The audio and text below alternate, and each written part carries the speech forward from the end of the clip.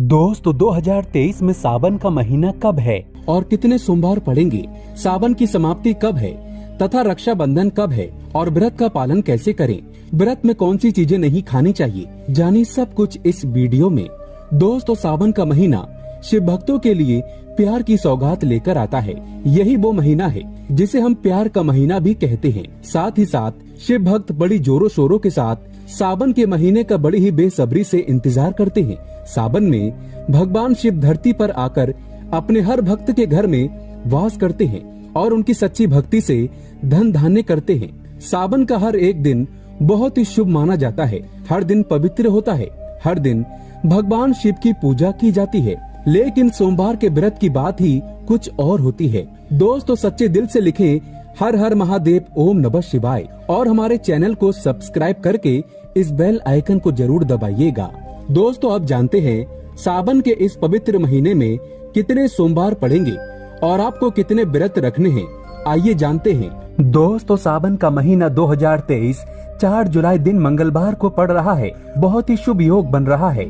ये दिन साक्षात मंगलकारी है। इस दिन आप भगवान शिव की पूजा अवश्य करें। दोस्तों 4 जुलाई से शुरू हो रहे सावन माह में इस बार शिव जी की अधिक कृपा बरसेगी, क्योंकि इस साल 8 सावन सोमवार व्रत हैं। इसमें 4 सोमवार व्रत और 4 सावन अधिक मास व्रत। सावन मास में माल मास या पुरुषोत्तम मास की वजह से इस बार 4 नहीं बल्कि 8 सोमवार के व्रत किए जाएंगे। पहले सोमवार का व्रत 10 जुलाई, दूसरे सोमवार का व्रत 17 जुलाई, तीसरे सोमवार का व्रत 24 जुलाई, चौथा सोमवार व्रत 31 जुलाई, पांचवा व्रत 7 अगस्त, छठा सोमवार व्रत 14 अगस्त, सातवां सोमवार व्रत 21 अगस्त और 8वां सोमवार 28 अगस्त को रखा जाएगा। ऐसे में इस बार सावन पूरे 2 महीने तक रहने वाले हैं, यानी 58 दिन, न कम न ज्यादा। भगवान भोलेनाथ आपके घर में अस्थायी रूप से वास करने वाले हैं। तो ऐसे में दिल खोलकर भगवान शिव की उपासना और भक्ति में लग जाइए। आपको बता दें ये शुभ संयोग पूरे 19 सालों बाद पड़ा है। दोस्तों सावन का पहला सोमवार कब है? सावन के महीने का पहला सोमवार 10 जुलाई को पड़ेगा। इस दिन आप व्रत अवश्य रखें।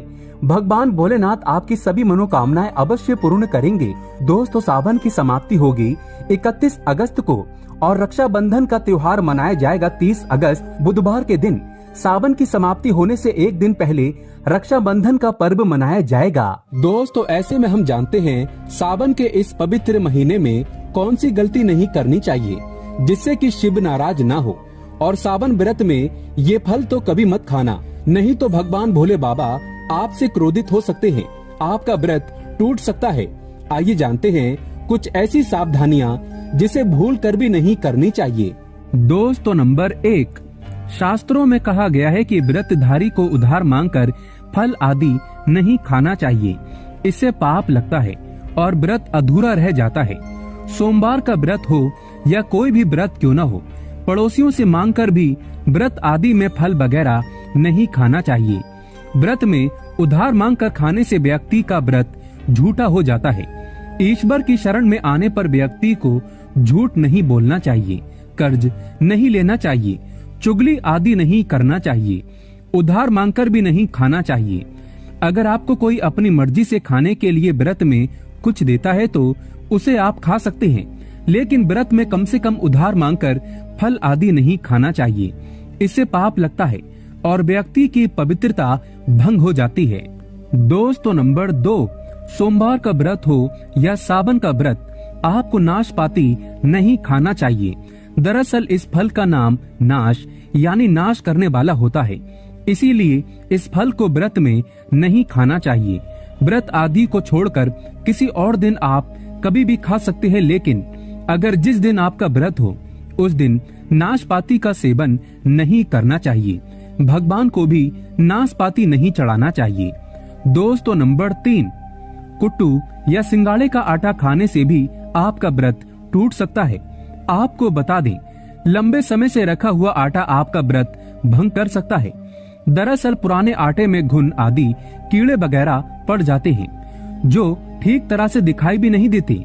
ऐसा आटा खाने पर दरअसल आप मांस का सेवन करते हैं और व्रत में कीड़े खाना घोर पाप के बराबर माना गया है और आपका व्रत भी भंग हो जाता है।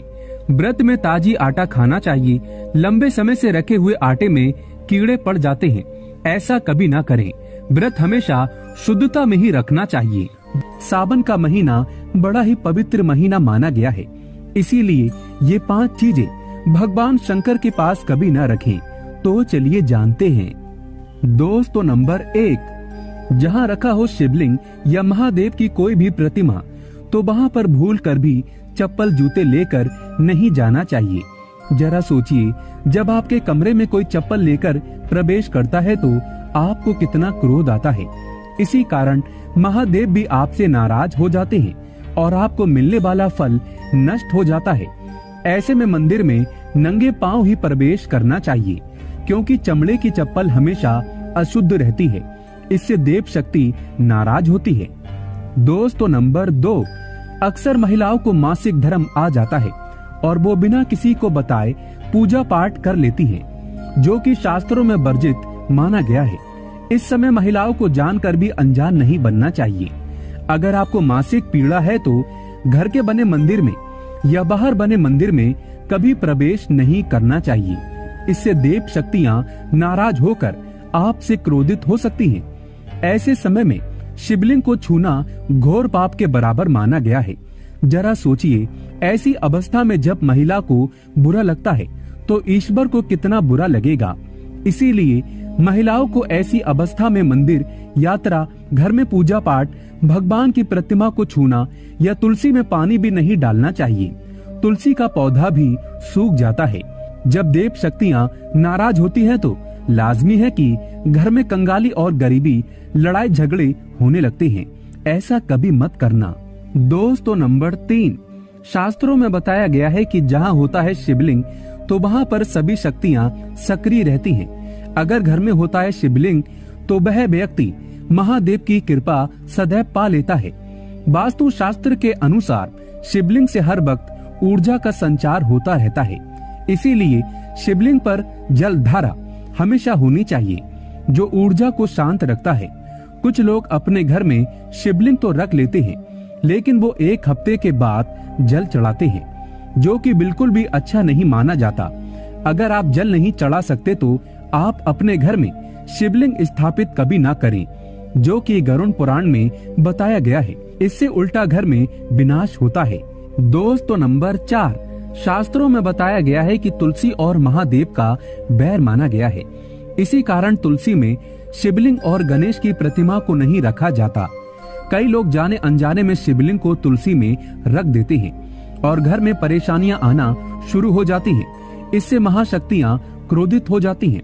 शिवलिंग पर तुलसी भी नहीं चढ़ाना चाहिए। तुलसी में और शिवलिंग में कुछ दूरी होना चाहिए।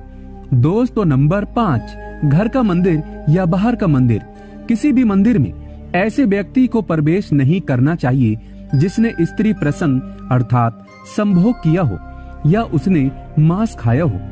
अगर आप शारीरिक रूप से गंदे हैं तो मंदिर के आसपास भी नहीं जाना चाहिए। घर के बने मंदिर में कोई कपड़ा आदि डाल देना चाहिए। जरा आप ही सोचिए, क्या आप मांस खाकर या स्त्री के साथ शारीरिक संबंध बनाकर भगवान के पास जाएंगे और क्या वो आपसे प्रसन्न होंगे? बिल्कुल भी नहीं। वो आपसे क्रोधित हो सकते हैं और आपसे नाराज हो जाएंगे। शास्त्रों में इसे घोर पाप माना गया है। इससे व्यक्ति नरक में जाता है। ऐसा दुष्ट स्वभाव मनुष्य के बर्बादी का कारण माना गया है। ऐसा न करें। ईश्वर के सामने हमेशा नहा धोकर मन पवित्र लेकर ही जाना चाहिए। इससे सभी शक्तियाँ आपसे प्रसन्न रहती है।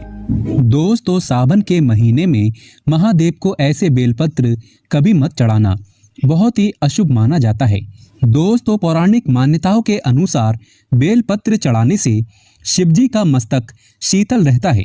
बेलपत्र से भगवान शिव की पूजा करने से दरिद्रता दूर होती है और व्यक्ति सौभाग्यशाली बनता है।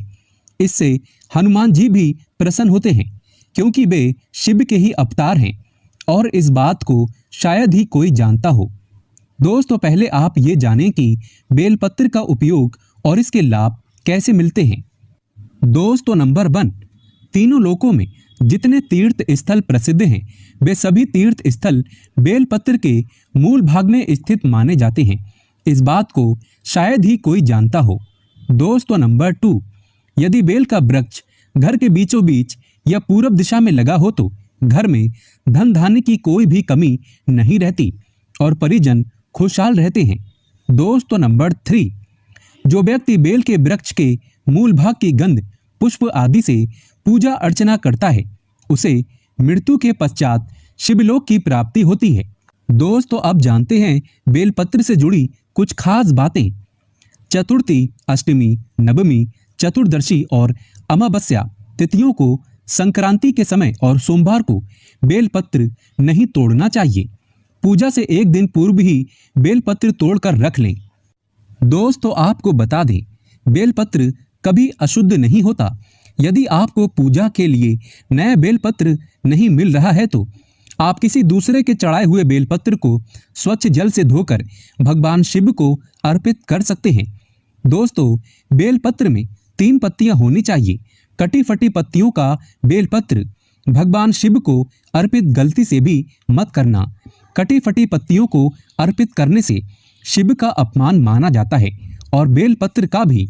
इसीलिए बेलपत्र की पत्तियां एकदम साफ होनी चाहिए। दोस्तों सावन के इस पवित्र महीने में अगर जिस व्यक्ति को 5 संकेत मिल जाएं, तो इससे ये पता चलता है कि महादेव आपकी भक्ति से बहुत प्रसन्न है और आपको धनी होने से कोई भी नहीं रोक सकता। तो चलिए जानते हैं। दोस्तों नंबर 1, बैल का दरवाजे पर आना। नंदी महाराज भगवान भोलेनाथ के वाहन है। नंदी को भगवान शिव का द्वारपाल भी कहा गया है। नंदी महाराज को बुद्धि और ज्ञान का प्रतीक माना गया है। शिव के मंदिर के बाहर हमेशा नंदी महाराज विराजित रहते हैं। लेकिन अगर सावन के इस पवित्र महीने में अचानक से नंदी महाराज आपके दरवाजे पर आ जाएं और घर की चौखट को सींग मारने लगे, तब आपको समझ लेना चाहिए कि भगवान शिव आपके घर में आने वाले हैं, जो कि ये एक उनके आने का संकेत है। भगवान शिव आपकी भक्ति से बहुत प्रसन्न है और आपके घर में खुशियां आने वाली हैं। आपको धनी होने से कोई नहीं रोक सकता। लेकिन याद रहे, नंदी महाराज को तिलक लगाकर मीठा भोग जरूर खिलाएं। दोस्तों नंबर 2, सावन के पवित्र महीने में अचानक से आपके सपनों में अगर शिवलिंग दिखाई दे जाए, अर्थात भगवान शिव दिखाई दे जाए, तो इसे आपको ये समझना चाहिए कि अब आपके जीवन से परेशानियों का अंत जल्दी हो जाएगा। भगवान शिव आपकी सच्ची आराधना भक्ति से बहुत खुश हैं और वो आपके घर में आने वाले हैं। ऐसे में याद रहे, शिव की भक्ति में कोई भी कमी नहीं आना चाहिए। घर को गंदा मत रखना, क्योंकि आपके घर में भगवान शिव आने वाले हैं। दोस्तों नंबर 3, शास्त्रों के अनुसार माना गया है कि नीलकंठ भगवान शिव का प्रतीक है। अगर आपके घर में सावन के महीने में नीलकंठ छत पर आकर बैठ जाए, तो उसे भूल कर भी मत भगाना, क्योंकि ये भगवान शिव का प्रतीक माना गया है। ऐसे में आपको खुश होना चाहिए, क्योंकि भगवान शिव आपकी भक्ति से बहुत खुश हैं। शास्त्रों में बताया गया है कि नीलकंठ अगर मनुष्य के घर पर आकर बैठ जाए, तो साक्षात घर में महाशिव के आने के संकेत माने गए हैं। अब आपके बुरे दिन जाने वाले हैं। कहते हैं श्री राम ने इस पक्षी के दर्शन करने के बाद ही रावण पर विजय प्राप्त की थी। दोस्तों नंबर 4, सावन के पवित्र महीने में अचानक से घर में काला सांप निकल आए तो बहुत ही शुभ माना गया है। इसे बिल्कुल भी ना मारें। ये भगवान शिव के आने का संकेत है। जिनकी भक्ति से महादेव प्रसन्न होते हैं, तब महादेव किसी खास अवसर पर ही अपने दर्शन देते हैं। सावन का महीना बहुत ही पवित्र महीना माना गया है। यही वो महीना है जिसमें भगवान शिव धरती पर आते हैं और उसी घर में अपना वास बना लेते हैं जो सच्चा भक्त होता हो। सपनों में किसी मंदिर में नाग नागिन का जोड़ा देखना बहुत ही शुभ माना गया है। ये घर में शिव के आने के संकेत हैं। अब आपको खुश होने की जरूरत है। दोस्तों नंबर 5, सावन के शुभ अवसर पर सोमवार के दिन डमरू की आवाज, घंटियों की आवाज सुनाई दे जाए तो ये अत्यंत शुभ माना गया है। इसका अर्थ ये है कि भगवान भोलेनाथ आपसे प्रसन्न है और जल्दी आपके घर और जीवन में प्रवेश करने वाले हैं, जिससे आपका आर्थिक संकट दूर होकर जीवन में सुख समृद्धि आने वाली है। महादेव आपसे बहुत खुश हैं। दोस्तों महादेव की कृपा पाने के लिए एक बार भगवान शिव का जयकारा अवश्य लगाएं। हर हर महादेव, ओम नमः शिवाय। एक लाइक तो बनता है।